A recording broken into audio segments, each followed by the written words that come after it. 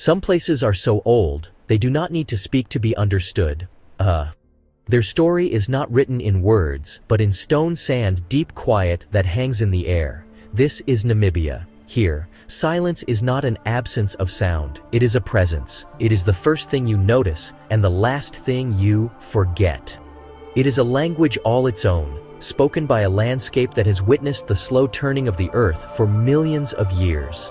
This silence holds the weight of geological time, a history so immense, it quiets the human mind, and invites us to simply listen.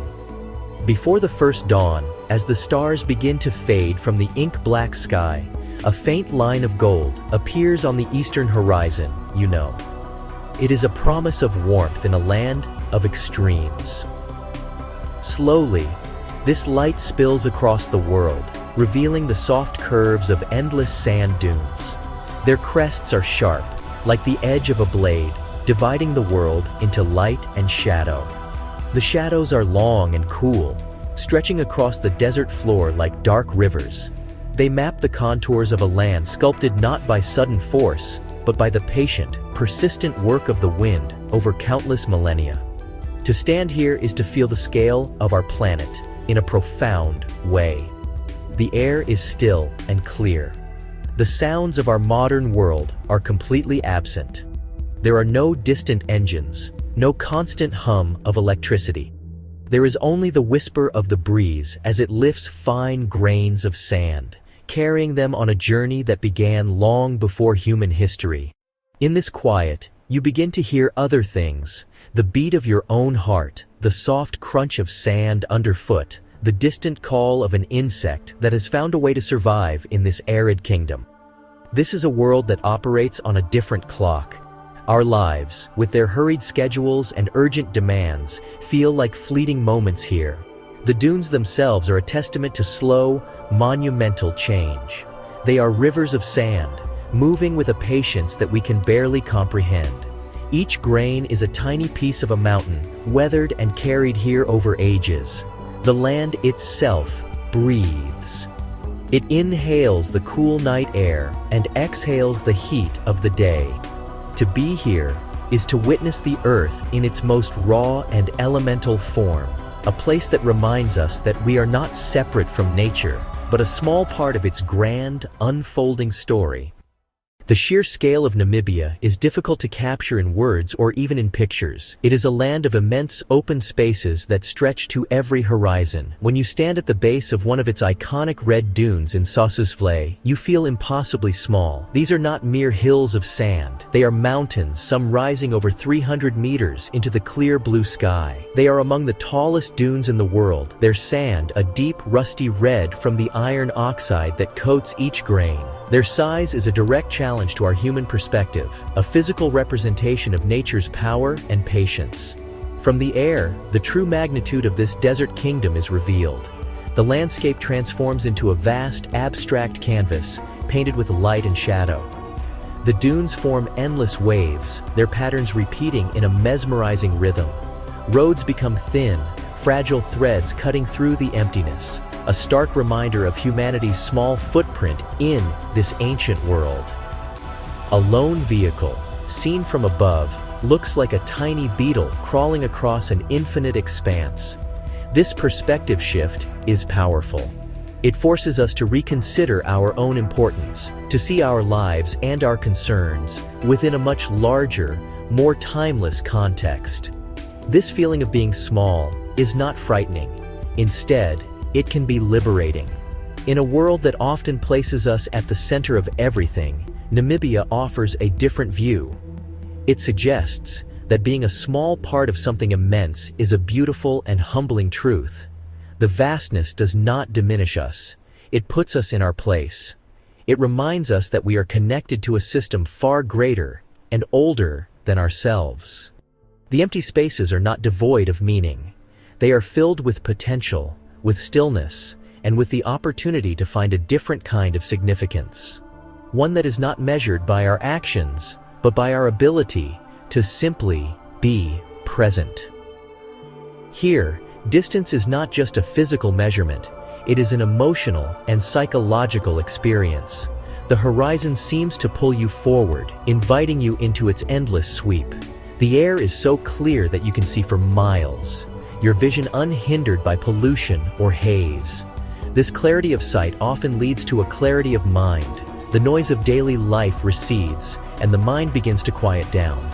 In this quiet, we can begin to appreciate the subtle details, the texture of the sand, the way the light changes throughout the day, the resilience of a single plant growing against all odds. This is the gift of scale. It makes room for wonder. Section 1. The Skeleton Coast. A collision of elements. There is a place where two great and opposing forces meet in a dramatic, eternal embrace. This is Namibia's Skeleton Coast. Here, the ancient, sun-scorched dunes of the Namib Desert, one of the oldest deserts in the world, tumble directly into the cold, turbulent waters of the Atlantic Ocean. It is a landscape of stark and powerful contradictions, a frontier where fire and water, heat and cold, life and desolation exist side by side. The name itself, Skeleton Coast, evokes a sense of danger and finality, a place where the land and sea conspire to create one of the most inhospitable, yet breathtakingly beautiful coastlines on the planet. This is a world defined by its edges, a place of raw, elemental power. The visual contrast is immediate and overwhelming. On one side, you have the towering mountains of red and gold sand, sculpted by millennia of hot, dry winds. They represent a world of immense heat, stillness, and patience. On the other side, the deep blue and gray of the Atlantic churns relentlessly, powered by the cold Benguela current that sweeps up from the deep chill of Antarctica. This current brings icy water to the edge of the hot desert, and where they meet, the air is filled with a constant, thick fog. This is not a gentle sea meeting a tranquil shore. It is a violent, chaotic collision of two different worlds, a spectacle of nature's formidable power. This meeting of extremes creates a unique and often treacherous environment. The coast is notorious for its dense fogs that can appear suddenly, reducing visibility to almost zero. These fogs, combined with strong currents and shifting underwater sandbanks, have made this shoreline a graveyard for ships for centuries.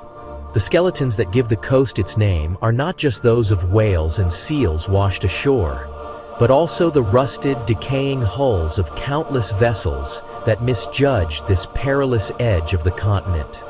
Their skeletal remains lie half buried in the sand, slowly being consumed by the salt and the wind, serving as grim monuments to the coast's unforgiving nature. Yet, within this harshness, there is a profound and desolate beauty. The landscape feels primeval, a place that has remained unchanged for eons, indifferent to human presence. The soundscape is a constant battle between the roar of the surf and the whisper of the wind across the dunes. There are no trees, no soft edges, only the raw textures of sand, rock, and water. To stand here is to feel like you are at the very end of the earth, witnessing a fundamental drama of the planet. It is a place that strips away all that is unnecessary and leaves you with the core elements of existence: land, water, and sky, locked in a timeless, powerful dance. Section 2. Fog, the lifeblood of the desert. The most defining feature of the Skeleton Coast is the persistent fog, known locally as Kasimbo. This thick, wet blanket of moisture is born from the collision of the cold Benguela current and the hot, dry air of the Namib Desert. As the cold, moist air from the ocean moves over the heated land, it condenses into a dense fog that can roll inland for more than 50 kilometers. For sailors, this fog is a blinding menace, a disorienting veil that has led many to their doom. But for the life that exists in this hyper-arid region, this very same fog is the essential source of life, a precious gift of water delivered on the wind. In a desert that receives almost no rain, sometimes less than 10 millimeters a year, the fog is the only reliable source of moisture. A remarkable array of plants and animals has evolved ingenious ways to harvest this airborne water. The darkling beetle, a small, black insect, is a master of this art. At dawn, it will climb to the crest of a dune, angle its body into the fog-laden breeze, and wait. tiny droplets of water condense on its shell and trickle down its back, directly into its mouth. This simple, elegant act of survival is a perfect example of how life has adapted to thrive in one of the world's most challenging environments. Plants too have learned to drink from the air. Lichens, which cling to rocks, and the sparse desert flora can absorb moisture directly from the fog, allowing them to survive where other plants cannot. The Nara melon, a thorny, leafless plant, sends its roots deep into the sand to find any subterranean water, but its survival is also supplemented by the moisture provided by the fog. These organisms have turned what seems like a disadvantage, the constant fog, into their greatest asset. They demonstrate a fundamental principle of life in the Namib. Survival is not about fighting the environment, but about finding clever and patient ways to live within its strict rules. This daily miracle of water from the air transforms the desert from a barren wasteland into a subtle, living ecosystem. While it may appear empty to the casual observer, the fog sustains a complex web of life, from the smallest insects to the reptiles and even mammals that prey on them. The fog is a lifeline, a ghostly river that flows through the air, nourishing a world that would otherwise be impossible. It is a testament to the incredible resilience and ingenuity of nature, showing that even in the most extreme and unlikely of places, life will find a way, adapting in beautiful and surprising ways to capture the very essence of its own survival. Section 1. The Human Silhouette, Finding Presence in the Emptiness. Wide Namib Dune Panorama. In a landscape dominated by geological time and monumental scale, the presence of people can seem almost like an afterthought. The Namib Desert feels like a world made for giants, for wind, for rock, and time itself. Yet, humans are here. They have walked these lands for millennia, their stories unfolding against this backdrop of immense space. The human silhouette, when seen against a towering dune or an endless horizon, is a powerful symbol. It is a study in contrasts, a small, fragile, and fleeting figure set against the vast, ancient, and enduring. This contrast does not diminish the human, but gives their presence a unique, poignant significance. To see a person in this landscape is to see a focal point in the vastness, a lone figure walking across a dune crest, a small group gathered outside a simple dwelling, a child playing in the sand. These scenes draw the eye and the heart. They introduce a new scale to the environment, a relatable measure against which the desert's immensity is understood. Suddenly, vastness becomes tangible. The desert becomes a home, a context for life, where human stories are lived with resilience and grace. The emptiness is not a void, but the space that holds and defines the human experience. This environment shapes the people who live within it. With so few distractions, there is a clarity and presence lost elsewhere. Life here is stripped to essentials: water, food, shelter, and community. Daily rhythms follow the sun, the seasons, and subtle natural cues. This deep connection fosters a grounded, patient, deeply observant awareness. People here are part of the land, their lives woven into its ancient fabric. The human story in Namibia is not conquest, but coexistence. A narrative of adaptation, respect, and local knowledge passed down through generations. Understanding the language of the wind, reading the tracks in the sand, finding water hidden deep beneath the surface. A story of quiet strength, finding one's place within the world. The human presence here testifies to our ability to adapt and create belonging, even in the planet's most challenging corners. Section 1. The Sculptor's Chisel. Light as the Shaper of Worlds. In Namibia, light is more than just illumination. It is an active and powerful force. It is a sculptor's chisel, carving the world into different forms throughout the day.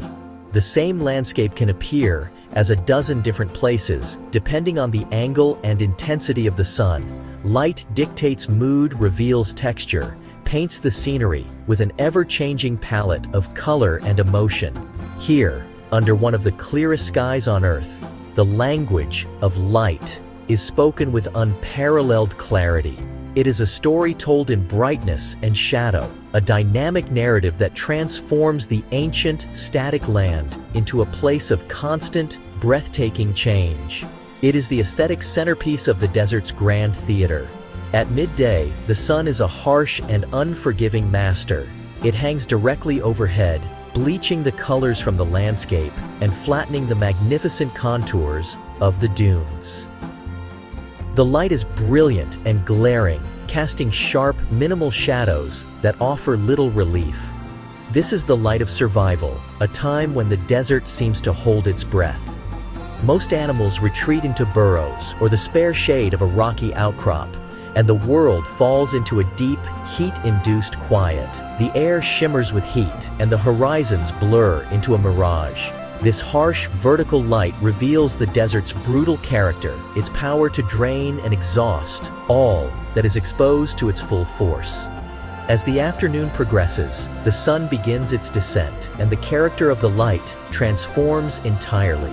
The angle of the sun becomes more acute, and the shadows, which had all but disappeared at noon, begin to stretch out once more.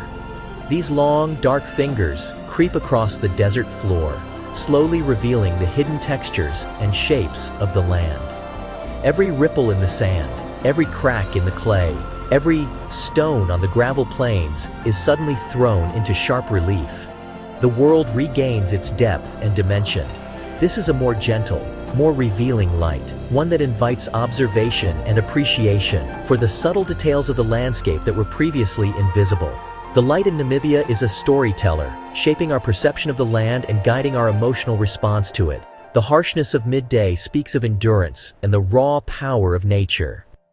The soft, revealing light of the afternoon speaks of subtlety and the intricate beauty of the desert's surface. To understand this land, one must learn to read this language of light, to appreciate how it constantly redefines the world, moment by moment. It teaches that what we see is not a fixed reality, but a fleeting interpretation, a temporary masterpiece painted by the sun on the vast canvas of the earth. Section 4. The presence of stillness. Silence as a storyteller. In Namibia, silence is not an absence. It is not a void waiting to be filled. It is a presence, as tangible and powerful as the sun. It is as tangible and powerful as the sand. It is a form of stillness that stretches to the horizon, a deep and resonant quiet that has its own texture and weight. In our noisy modern world, we have almost forgotten what true silence sounds like. Here, it is the first thing you notice and the last thing you forget.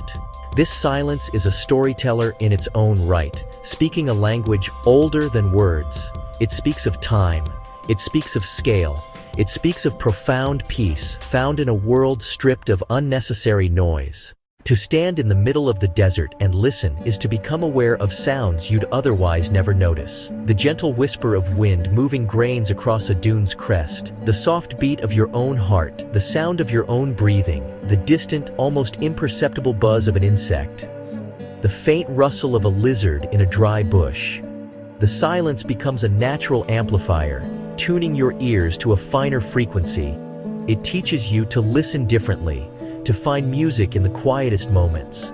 This profound quiet affects the human mind. The constant chatter of our inner monologue begins to settle. The silence of the landscape seeps inward, creating mental space and clarity. In this stillness, there is room for reflection, for introspection, for a deeper connection with oneself, a form of meditation imposed by the environment itself. The silence is not empty. It is full of presence. A space to simply be, without pressure to do, without pressure to speak, without pressure to react. Ultimately, the silence of Namibia is a gift, a rare and precious resource in a world growing ever louder, a presence that makes room for truth, allowing a more honest experience of the world and ourselves. It complements the language of light, both shape the land's experience. The light gives the desert its form. The light gives its color. The light gives its mood. The silence gives its soul. To experience both is to understand Namibia, not just with the eyes, but with the entire being. to listen to the ancient story it tells without a single word. Section 1. The illusion of endless. Protecting what feels infinite. When you are surrounded by a landscape that stretches to every horizon, a desert that has existed for millions of years, it is easy to believe that it is indestructible. The vastness feels endless, the silence eternal, the ancient geology immutable. This land has withstood eons of wind, sun, and slow, grinding change. It can feel as though nothing we do could possibly scar such an immense and powerful place. This perception of an endless and unbreakable wilderness is one of the most profound experiences Namibia offers. But it is also one of its most dangerous illusions. Beneath this veneer of timeless strength lies a surprising and delicate fragility. The ecosystems of the Namib, though incredibly resilient, are finely balanced. They are adapted to a specific set of harsh conditions, and even small changes can have cascading and devastating effects. The lichens that cling to the gravel plains, for instance, can take decades to grow and can be destroyed in a single second by the track of a vehicle. A footprint in a sensitive area can remain for years, a scar on a landscape that heals with geological slowness. The very qualities that make this land feel so ancient and pure also make it incredibly vulnerable to modern pressures. The challenge we face then is one of perception. We must learn to see both the grandeur and the fragility at the same time. We must hold in our minds the image of the towering, seemingly eternal dunes, while also understanding the delicate web of life that exists upon them, a web that is easily torn. Conservation here is not just about protecting specific animals or plants. It is about protecting an entire system, and the very silence and emptiness that define it. It requires a shift in mindset from seeing the desert as a vast, empty wasteland to be conquered or crossed, to seeing it as a fragile, living museum that requires our most gentle and respectful stewardship. This is the great paradox of Namibia. Its vastness, which makes us feel so small and insignificant, also gives us a profound responsibility. The feeling that our actions do not matter here is false. In this quiet, slow-moving world, every action is magnified. The very emptiness that seems to absorb all impact also preserves every scar. Protecting what feels endless requires a deep sense of humility and foresight. It means recognizing that even the most powerful landscapes are not immune to our collective impact, and that the most valuable treasures are often the most fragile. It is our duty to protect the illusion of endlessness for generations to come. Section 2. Tiny signs of change. A delicate balance. The threats to this ancient land are often not grand and dramatic, but small, subtle, and cumulative. Tiny signs of change can be easily overlooked against overwhelming scale. New gravel roads kick up dust, settling on lichens and fog-dependent life. Distant agriculture lowers water tables, threatening centuries-old camel thorn trees. Roots reach deep for dwindling water. Not sudden catastrophes, but slow, creeping changes that unravel an ancient tapestry of life. Climate change is global, but its consequences here are local and tangible. A small rise in average temperature, a slight shift in wind patterns can alter this finely tuned system. The Skeleton Coast's life-giving fogs depend on precise ocean-land temperature differences and could become less frequent. Rainfall changing to intense sporadic bursts causes erosion without recharging deep groundwater. Margin for error is tiny. The balance is delicate tipping points, closer than they appear. Conservation in Namibia shows growing awareness. Large swathes are national parks. Communal conservancies protect land and people. Partnerships link government, local communities, and nonprofit organizations. Locals are the land's most important guardians. Granting community rights over wildlife turns conservation into economic empowerment. This creates incentives to protect resources that draw visitors. It's a model of hope, but the task remains immense. It takes constant vigilance, long-term thinking. Monitoring wildlife health, managing tourism impact and educating visitors and locals. Conservation here is proactive care, addressing tiny signs before they become irreversible. A quiet, determined effort to maintain a delicate balance, a race against time on a vast, silent battlefield. Section 3. The view from above. Perspective in a grain of sand. From an aircraft, the Namib Desert unfolds as a magnificent, abstract painting. The patterns of the dunes, the lines of the dry riverbeds, the textures of the gravel plains, human elements, a road, a settlement, a vehicle, appear as tiny, insignificant marks on this immense canvas. This perspective reinforces our smallness. It shows us a world that is vast, ancient, and seemingly indifferent to our presence. It is a powerful lesson in humility, a visual reminder of our place in the grand scheme of things. Yet, this same aerial view can also reveal our impact with stark clarity. The straight, sharp line of a fence cutting across the landscape. The fence can disrupt the ancient migration routes of animals like the oryx. The geometric scar of an old mine, though small in the grand vista, is a wound that will take thousands of years to heal. From above, you can see how a single track, made by one vehicle driving off the designated road, can become a path for others to follow, creating a network of scars that damage the fragile desert crust. The view from above teaches us that even our smallest actions, when multiplied, can alter the face of this vast land. This dual perspective is crucial. It allows us to hold two seemingly contradictory ideas at once: that we are infinitesimally small and that we are immensely powerful. Our individual lives are fleeting moments against the backdrop of geological time, yet our collective actions as a species now have the force of a geological agent. We can change climates, alter landscapes, and decide which species survive and which disappear. This is the central paradox of our time, and Namibia is a place where this paradox is laid bare. The landscape both dwarfs us and holds us accountable for our actions. In this context, reflection becomes a vital act of survival, both for the desert and for ourselves. The perspective gained here is not just about appreciating a beautiful view. It is about understanding the intricate connections between our choices and their consequences, even in a place that feels a world away.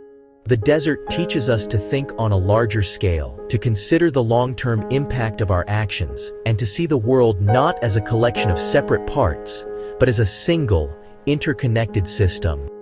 In every grain of sand, there is a story of time, and in our relationship with that sand, there is a story of responsibility.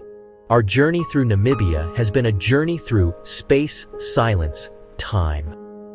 We began with the understanding that some places are so old, they do not need to speak to be understood. We have traveled from the living dunes of Sossusvlei to the ghostly shores of the Skeleton Coast, from the hidden world of desert life to the enduring communities of its people. We have stood under the harsh midday sun, watched the land catch fire in the golden hour, and through it all, one constant has remained: the profound and powerful presence of emptiness. This vast open space is not a void, but a canvas. Every feature, every life, every moment, unique and precious. In this final reflection, we return to this central theme.